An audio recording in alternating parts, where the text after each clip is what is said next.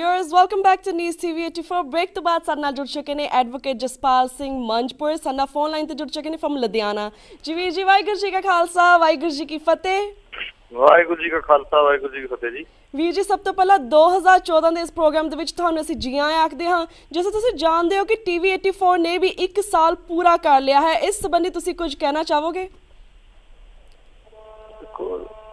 84 ਦੇ ਜਿਹੜੇ ਈਅਰ ਹੈਗਾ 30 ਸਾਲ ਪੂਰੇ ਹੋ ਰਹੇ ਨੇ ਜੀ। ਇਹਦੇ ਵਿੱਚੋਂ ਸਿੱਖ ਕੌਮ ਨੇ ਪਿਛਲੇ ਸਮੇਂ 'ਚ ਦੌਰਾਨ ਚੱਲੇ ਸੰਘਰਸ਼ 'ਚ ਬਹੁਤ ਪ੍ਰਾਪਤੀਆਂ ਵੀ ਕੀਤੀਆਂ, ਬਹੁਤ ਕਮੀਆਂ ਵੀ ਰਹਿ ਗਈਆਂ ਹੋਣਗੀਆਂ, ਜਿਨ੍ਹਾਂ ਨੂੰ ਨਾਲੇ ਇਹਦੇ ਨਾਲ ਇੱਕ ਹੋਰ ਗੱਲ ਜੁੜੀ ਹੋਈ ਹੈ ਵੀ ਜਿਹੜੀ ਇੱਕ ਪੀੜ੍ਹੀ ਸੀਗੀ, ਇੱਕ ਨਵਾਂ ਪੁੰਗੇਰ ਜਿਹੜੀ ਆ, ਨਵੀਂ ਪੀੜ੍ਹੀ ਜਿਹੜੀ ਆ ਸਿੱਖ ਕੌਮ ਦੀ, ਨੌਜਵਾਨਾਂ ਦੀ ਜਿਹੜੀ ਆ ਉਹ ਡਿਵੈਲਪ ਹੋ ਚੁੱਕੀ ਆ।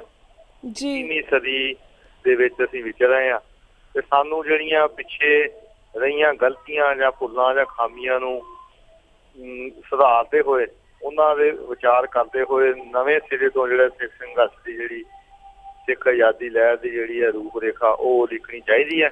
ਜੀ ਵੀਰ ਜੀ, ਜਿਹੜੀਆਂ ਹਾਂਜੀ ਜੀ ਵੀਰ ਜੀ, ਅਸੀਂ ਗੱਲ ਕਰ ਰਹੇ ਕਿ TV 84 ਨਿਊਜ਼ ਔਰ TV 84 ਦੀ ਟੀਮ ਨੂੰ ਪੂਰਾ 1 ਸਾਲ ਹੋ ਗਿਆ ਹੈ, ਇਸ ਬਾਰੇ ਤੁਸੀਂ ਕੁਝ ਕਹਿਣਾ ਚਾਹੋਗੇ ਸਾਡੀ TV 84 ਦੇ ਬਾਰੇ? ਹਾਂਜੀ, TV 84 ਮੈਨੂੰ ਪਹਿਲਾਂ ਲੱਗਾ ਜੀ 1984 ਨੂੰ ਜਿਹੜੇ 30 ਸਾਲ ਹੋ ਗਏ। ਜੀ ਜੀ, ਇਹ TV 84 ਨੇ ਬਹੁਤ ਸਹੀ ਸਮੇਂ ਦੇ ਉੱਤੇ ਜਿਹੜਾ ਇਹ ਸ਼ੁਰੂਆਤ ਹੋਈ ਆ। ਜਿਹੜਾ 84 ਨੂੰ ਸੈਂਟਰਲਾਈਜ਼ ਕਰਕੇ TV ਦਾ ਨਾਂ ਰੱਖਿਆ ਗਿਆ ਤੇ ਉਸ ਸਾਰੇ ਸੰਘਰਸ਼ ਦੇ ਸੰਬੰਧ ਦੇ ਵਿੱਚ ਸਮੇਂ ਦੇ ਵਿਚਾਰਾਂ ਕੀਤੀਆਂ ਜਾਂਦੀਆਂ।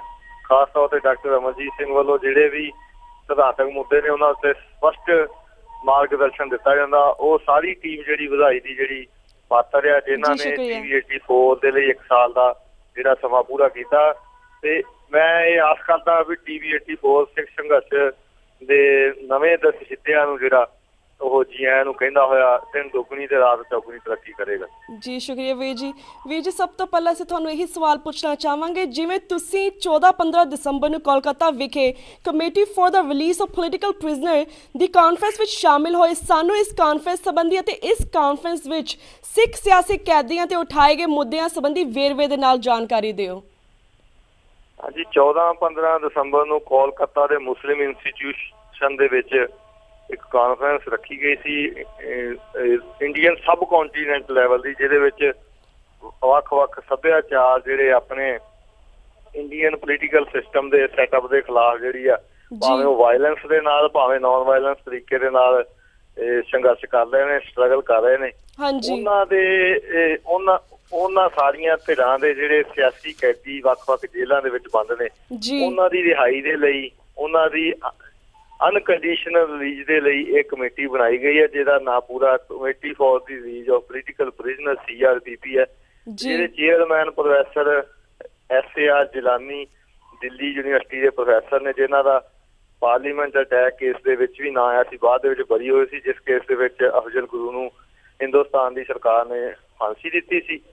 ਤੇ ਉਹਦੇ ਵਿੱਚ ਕਸ਼ਮੀਰ ਤੋਂ ਲੈ ਕੇ ਕੰਨਿਆ ਕੁਮਾਰੀ ਤੱਕ ਤੇ ਇੱਥੋਂ ਪੰਜਾਬ ਤੋਂ ਲੈ ਕੇ ਤੇ ਨਾਰਥ ਈਸਟ ਤੱਕ ਦੇ ਜਿੰਨੇ ਵੀ ਸੰਘਰਸ਼ ਕਰਦੀਆਂ ਨੇ ਧਿਰਾਂ ਨੇ, ਉਹਨਾਂ ਸਾਰੀਆਂ ਦੇ ਨੁਮਾਇੰਦੇ ਜਿਹੜੇ ਸ਼ਾਮਲ ਹੋਏ ਸੀ। ਤੇ ਪੰਜਾਬ ਦੇ ਵੱਲੋਂ ਤੇ ਸਿੱਖਾਂ ਵੱਲੋਂ ਮੈਨੂੰ ਜਾਣ ਦਾ ਪਹਿਲੀ ਵਾਰ ਮੌਕਾ ਮਿਲਿਆ ਸੀ।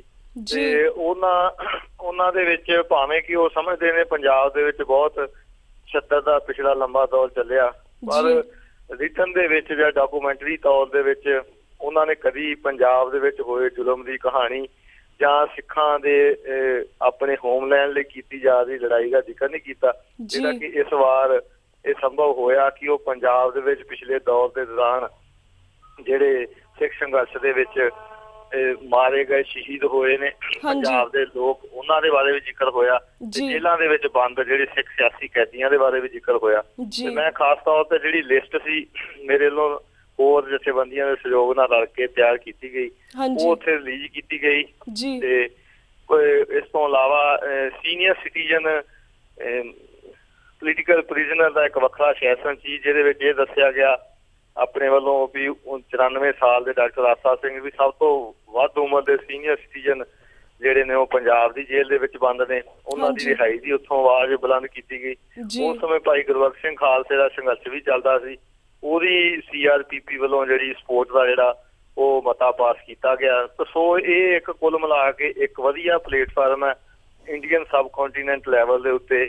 ਜਿੰਨੀਆਂ ਵੀ ਧਿਰਾਂ ਸੰਘਰਸ਼ ਕਰਦੀਆਂ ਨੇ, ਭਾਵੇਂ ਉਹ ਵਾਇਲੈਂਸ ਨਾਲ ਸੰਘਰਸ਼ ਕਰ ਰਹੀਆਂ ਨੇ, ਭਾਵੇਂ ਉਹ ਨਾਨ ਵਾਇਲੈਂਸ ਤਰੀਕੇ ਨਾਲ ਕਰ ਰਹੀਆਂ ਨੇ, ਉਹਨਾਂ ਸਾਰਿਆਂ ਦੇ ਜਿਨ੍ਹਾਂ ਦੇ ਉੱਤੇ ਵੀ ਅਨਲਾਫੁਲ ਐਕਟੀਵਿਟੀ ਪ੍ਰੀਵੈਂਸ਼ਨ ਐਕਟ ਜਾਂ ਦੂਜੇ ਪਹਿਲਾਂ ਟਾਡਾ ਸੀ, ਫਿਰ ਪੋਟਾ ਦੇ ਤਹਿਤ ਕੁਝ ਕੇਸ ਵੀ ਹੈਗੇ ਨੇ, ਜਾਂ ਸਪੈਸ਼ਲ ਐਕਟਾਂ ਦੇ ਤਹਿਤ, ਜਾਂ ਦੇਸ਼ ਧਰੋਹ ਜਾਂ ਵੇਜਿੰਗ ਵਾਰ ਅਗੇਂਸਟ, ਜਿਨ੍ਹਾਂ ਦੇ ਖਿਲਾਫ ਵੀ ਇਹੋ ਜਿਹੇ ਮਾਮਲਿਆਂ ਦੇ ਕੇਸ ਦਰਜ ਕੀਤੇ ਜਾਂਦੇ ਨੇ, ਉਹਨਾਂ ਸਾਰਿਆਂ ਨੂੰ ਪੋਲੀਟੀਕਲ ਪ੍ਰਿਜ਼ਨਰ ਮੰਨਿਆ ਜਾਂਦਾ ਤੇ ਉਹਨਾਂ ਦੀ ਜਿਹੜੀ ਰਿਹਾਈ ਲਈ ਤੇ ਉਹਨਾਂ ਦੀਆਂ ਜੇਲ੍ਹ ਦੀਆਂ ਸਹੀ ਕੰਡੀਸ਼ਨਾਂ ਦੇ ਲਈ ਇਹ ਕਮੇਟੀ ਜਿਹੜੀ ਕੰਮ ਕਰ ਰਹੀ ਹੈ। ਤੇ ਪਹਿਲਾਂ ਇਹ ਜ਼ਿਆਦਾ ਕਰਕੇ ਇਹਨਾਂ ਨੇ ਛੱਤੀਸਗੜ੍ਹ, ਮੱਧ ਪ੍ਰਦੇਸ਼ ਜਿਹੜਾ ਨਕਸਲ ਏਰੀਆ ਹੈਗਾ ਉਹਦੇ ਵਿੱਚ ਕੰਮ ਕੀਤਾ, ਤੇ ਹੁਣ ਇਹ ਕਸ਼ਮੀਰ ਦੇ ਵਿੱਚ, ਪੰਜਾਬ ਦੇ ਵਿੱਚ ਵੀ ਜਿਹੜੇ ਕਈ ਮਾਮਲਿਆਂ ਦੇ ਵਿੱਚ ਇਹ ਨਾਲ ਜਿਹੜਾ ਇੱਥੇ ਸਾਡਾ ਸਾਥ ਦੇਣਗੇ। ਸੋ ਇਹ ਜਿਹੜੀ ਕਮੇਟੀ ਹੈਗੀ ਆ ਇਹ ਆਉਣ ਵਾਲੇ ਸਮੇਂ ਦੇ ਵਿੱਚ ਬਹੁਤ ਫਰੂਟਫੁਲ ਹੋਏਗੀ ਇੰਡੀਅਨ ਸਬ ਕੰਟੀਨੈਂਟ ਦੇ ਵਿੱਚ ਸੰਘਰਸ਼ ਕਰ ਰਹੀਆਂ ਧਿਰਾਂ ਲਈ।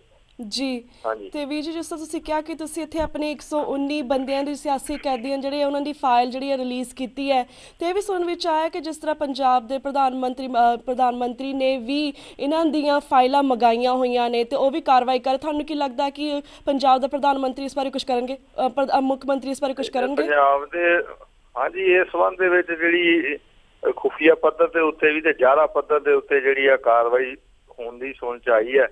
ਪਰ ਸਰਕਾਰ ਨੇ ਜਿਹੜੇ 119 ਕੈਦੀਆਂ ਦੀ ਉਦੋਂ ਲਿਸਟ ਜਾਰੀ ਕੀਤੀ ਗਈ ਸੀ 10 ਦਸੰਬਰ ਨੂੰ ਚੰਡੀਗੜ੍ਹ, ਉਹਦੇ ਵਿੱਚ ਜ਼ਿਆਦਾ ਜਿਹੜੇ ਹੈਗੇ ਨੇ ਉਹ ਅੰਡਰ ਟ੍ਰਾਇਲ ਨੇ। ਉਹਦੇ ਵਿੱਚੋਂ 2 ਤਾਂ ਫਾਂਸੀ ਯਾਫਤਾ ਸਾਡੇ ਸਿੱਖ ਸਿਆਸੀ ਪ੍ਰੋਫੈਸਰ ਦਵਿੰਦਰਪਾਲ ਸਿੰਘ ਭੁੱਲਰ ਤੇ ਭਾਈ ਬਲਵੰਤ ਸਿੰਘ ਰਾਜੋਆਣਾ, 16 ਜਿਹੜੇ ਆ ਉਮਰ ਕੈਦੀ ਆ। ਤੇ ਉਮਰ ਕੈਦੀਆਂ ਦੀ ਰਿਹਾਈ ਦਾ ਜਿਹੜਾ ਫੈਸਲਾ ਹੁੰਦਾ ਉਹ ਇੱਕ ਪੋਲੀਟੀਕਲ ਡਿਸੀਜਨ ਹੁੰਦਾ, ਤੇ ਉਹਦੇ ਵਾਸਤੇ ਸਰਕਾਰ ਉਸ ਸਮੇਤ ਜਿਹੜੇ ਆਮ ਕੇਸਾਂ ਦੇ ਕੈਦੀ ਵੀ ਨੇ ਉਹਨਾਂ ਦੇ ਕੇਸਾਂ ਨੂੰ ਵਿਚਾਰਿਆ ਜਾ ਰਿਹਾ। ਜਿਹੜੀ ਉਸ ਲਿਸਟ ਦੇ ਵਿੱਚ ਬਾਕੀ ਨਾ ਆਇਆ ਉਹ 7 ਸਾਲ 10 ਸਾਲ ਜਾਂ ਅੰਡਰ ਟ੍ਰਾਇਲ ਜਿਨ੍ਹਾਂ ਦੇ ਕੇਸ ਅਜੇ ਕੋਰਟਾਂ ਦੇ ਵਿੱਚ ਚੱਲ ਰਹੇ ਨੇ, ਪ੍ਰੋਸੀਡਿੰਗ ਚੱਲ ਰਹੀਆਂ ਨੇ, ਉਹਨਾਂ ਦੇ ਕੇਸ ਵੀ ਜਿਹੜੇ ਆ, ਜਿਸ ਤਰ੍ਹਾਂ ਯੂਪੀ ਦੀ ਸਰਕਾਰ ਨੇ, ਅਖਿਲੇਸ਼ ਯਾਦਵ ਦੀ ਸਰਕਾਰ ਨੇ ਮੁਸਲਮਾਨਾਂ ਦੇ ਉੱਤੇ ਪਾਏ ਹੋਏ ਅੱਤਵਾਦ ਦੇ ਨਾਂ ਹੇਠ ਝੂਠੇ ਕੇਸ ਜਿਹੜੇ ਵਾਪਸ ਲਏ ਸੀ, ਉਸ ਤਰ੍ਹਾਂ ਸਾਡੀ ਤਾਂ ਇਹ ਆਸ ਹੋਵੇ ਵੀ ਸਰਕਾਰ ਉਹਨਾਂ ਨੌਜਵਾਨਾਂ ਦੇ ਉੱਤੋਂ ਜਿਹੜੇ ਅੱਤਵਾਦ ਦੇ ਨਾਂ ਹੇਠ ਪਾਏ ਹੋਏ ਕੇਸ ਆ ਵਾਪਸ ਲੈ ਕੇ ਉਹਨਾਂ ਨੂੰ ਰਿਹਾਈਆਂ ਦੇ। ਪਰ ਜਿਹੜੀ ਸੰਭਾਵਨਾ ਘੱਟ ਹੈਗੀ ਆ ਪੰਜਾਬ ਸਰਕਾਰ ਦੀ। ਯੂਪੀ ਸਰਕਾਰ ਨੇ ਇਹ ਜ਼ਰੂਰ ਕੀਤਾ ਸੀ, ਜਿਹੜੇ ਅੱਤਵਾਦ ਦੇ ਨਾਂ ਹੇਠ ਕੇਸ ਪਾਏ ਸੀ ਅਨਲਾਫੁਲ ਐਕਟੀਵਿਟੀ ਪ੍ਰੀਵੈਂਸ਼ਨ ਐਕਟ ਦੇ ਜਾਂ ਹੋਰ ਕੇਸ, ਉਹ ਵਾਪਸ ਲੈ ਕੇ ਉਹਨਾਂ ਰਿਹਾਈਆਂ ਦਿੱਤੀਆਂ। ਪਰ RSS ਨੇ, BJP ਨੇ ਇਲਾਹਾਬਾਦ ਹਾਈ ਕੋਰਟ ਦੇ ਵਿੱਚ ਸਟੇ ਲੈ ਲਿਆ ਵੀ ਜਿਹੜੇ ਅੱਤਵਾਦ ਦੇ ਨਾਂ ਹੇਠ ਕੇਸ ਵਾਪਸ ਲੈ ਰਹੀ ਹੈ ਸਰਕਾਰ, ਇਹ ਗਲਤ ਆ। ਤੇ ਫਿਰ ਹਾਈ ਕੋਰਟ ਨੇ ਆਦੇਸ਼ ਦਿੱਤੇ ਸੀ ਵੀ ਸੈਂਟਰਲ ਗਵਰਨਮੈਂਟ ਦੀ ਪ੍ਰਵਾਨਗੀ ਤੋਂ ਬਿਨਾਂ ਉਹ ਕੇਸ ਵਾਪਸ ਨਾ ਲੈਣ। ਪੰਜਾਬ ਸਰਕਾਰ ਨੂੰ ਵੀ ਇਹ ਗੱਲ ਕਰਨੀ ਚਾਹੀਦੀ ਹੈ, ਉਹ ਕੇਸ ਵਾਪਸ ਲੈ ਕੇ ਰਿਹਾਈ ਕਰਨੀ ਚਾਹੀਦੀ ਹੈ।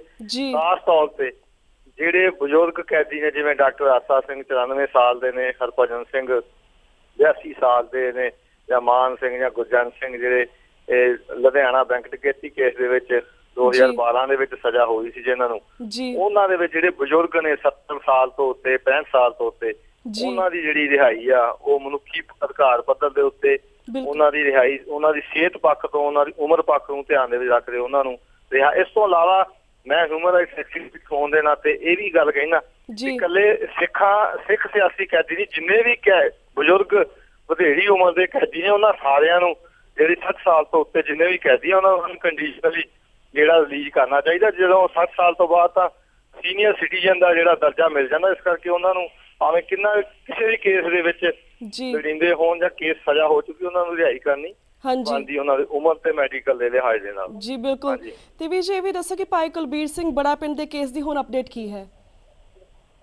ਭਾਈ ਕੁਲਬੀਰ ਸਿੰਘ ਬੜਾ ਪਿੰਡ 20 ਸਤੰਬਰ 2012 ਨੂੰ ਉਹਨਾਂ ਨੂੰ ਪਹਿਲਾਂ 107 152 CRP ਅਰੈਸਟ ਕੀਤਾ ਗਿਆ ਸੀ। ਉਸ ਤੋਂ ਬਾਅਦ 21 ਤਰੀਕ ਨੂੰ ਉਹਨਾਂ ਦੇ ਉੱਤੇ ਅਨਲਾਫੁਲ ਐਕਟੀਵਿਟੀ ਪ੍ਰੀਵੈਂਸ਼ਨ ਐਕਟ ਦਾ ਕੇਸ ਪਾਇਆ ਗਿਆ, ਤੇ ਉਹਨਾਂ ਦੀ ਜਿਹੜੀ ਜ਼ਮਾਨਤ ਆ ਥੱਲੇ ਸੈਸ਼ਨ ਕੋਰਟ ਤੋਂ ਖਾਰਜ ਹੋ ਚੁੱਕੀ ਨੂੰ ਲੰਬਾ ਸਮਾਂ ਹੋ ਗਿਆ। ਹਾਈ ਕੋਰਟ ਦੇ ਵਿੱਚ ਲਗਾਈ ਗਈ ਸੀ, ਜਿੱਥੇ ਹੁਣ 20 ਜਨਵਰੀ ਤਰੀਕ ਹੈ ਹਾਈ ਕੋਰਟ ਦੇ ਵਿੱਚ ਉਨ੍ਹਾਂ ਦੀ ਜ਼ਮਾਨਤ ਜਸਟਿਸ KC ਪੁਰੀ ਦੇ ਕੋਲ। ਇਸ ਤੋਂ ਪਹਿਲਾਂ ਜਸਟਿਸ ਮੈਡਮ ਦਇਆ ਚੌਧਰੀ ਦੇ ਕੋਲ ਸੀ, ਉਹਨੇ ਕਈ ਤਰੀਕਾਂ ਪਾਈਆਂ ਤੇ ਅੰਤ ਉਹਨੇ ਉਹ ਕੇਸ ਜਿਹੜਾ ਸੁਣਨ ਤੋਂ ਇਨਕਾਰ ਕਰਦੇ ਹੋਏ ਚੀਫ ਜਸਟਿਸ ਨੂੰ ਭੇਜਤਾ। ਜੀ ਜਿਨ੍ਹਾਂ ਨੇ ਪਹਿਲਾਂ ਦਲਜੀਤ ਸਿੰਘ ਬਿੱਟੂ ਉਹਨਾਂ ਨੂੰ ਜ਼ਮਾਨਤ ਦਿੱਤੀ, ਜਿਹੜੇ ਜੱਜ ਨੇ ਕੇਸੀ ਪੂਰੀ ਨੇ, ਉਹੀ ਜੱਜ ਇਹ ਕੇਸ ਦੀ ਸੁਣਵਾਈ ਕਰੇ ਜੀ ਕਿ 20 ਜਨਵਰੀ ਤਰੀਕ ਜਿਹੜੀ ਉਹਨਾਂ ਦੀ ਹਾਈ ਕੋਰਟ ਦੇ ਵਿੱਚ ਜ਼ਮਾਨਤ ਦੇ ਵਾਸਤੇ ਜਿਹੜੀ ਆ ਉਹ ਲੱਗੀ ਹੋਈ ਆ। 20 ਜਨਵਰੀ ਨੂੰ ਜਿਹੜਾ ਉਹ ਫੈਸਲਾ ਜਾਂ ਜਿਹੜੀ ਬਹਿਸ ਹੋਏਗੀ। ਜੀ ਬਿਲਕੁਲ। ਤੇ ਵੀਰ ਜੀ ਸਾਡਾ ਵਕਤ ਹੁਣ ਸਮਾਪਤੀ ਵੱਲ ਜਾਏ। ਤੁਹਾਡਾ ਬਹੁਤ ਬਹੁਤ ਸ਼ੁਕਰੀਆ ਤੁਸੀਂ ਸਾਰੇ ਕੇਸਿਸ ਦੀ ਅਪਡੇਟ ਦਿੱਤੀ। ਇਸੇ ਤਰ੍ਹਾਂ ਅਸੀਂ ਫਿਰ ਤੋਂ ਸਿੱਖ ਸੰਗਤਾਂ ਦੀ ਰੂਬਰੂ ਕਰਾਵਾਂਗੇ, ਪਰ ਤਦ ਤੱਕ ਲਈ ਵਾਹਿਗੁਰੂ ਜੀ ਕਾ ਖਾਲਸਾ, ਵਾਹਿਗੁਰੂ ਜੀ ਕੀ ਫਤਿਹ। ਵਾਹਿਗੁਰੂ ਜੀ ਕੀ ਫਤਿਹ। ਵੀਰਜ਼ ਇੱਥੇ ਮੈਂ ਤੁਹਾਡੇ ਕੋਲ ਇਜਾਜ਼ਤ ਲੈਣੀ ਹਾਂ। ਮੰਡਰ ਮਿਲਾਂਗੇ ਸੇਮ ਟਾਈਮ ਸੇਮ ਸ਼ੋ ਤੇ। ਤਦ ਤੱਕ ਲਈ ਵਾਹਿਗੁਰੂ ਜੀ ਕਾ ਖਾਲਸਾ, ਵਾਹਿਗੁਰੂ ਜੀ ਕੀ ਫਤਿਹ।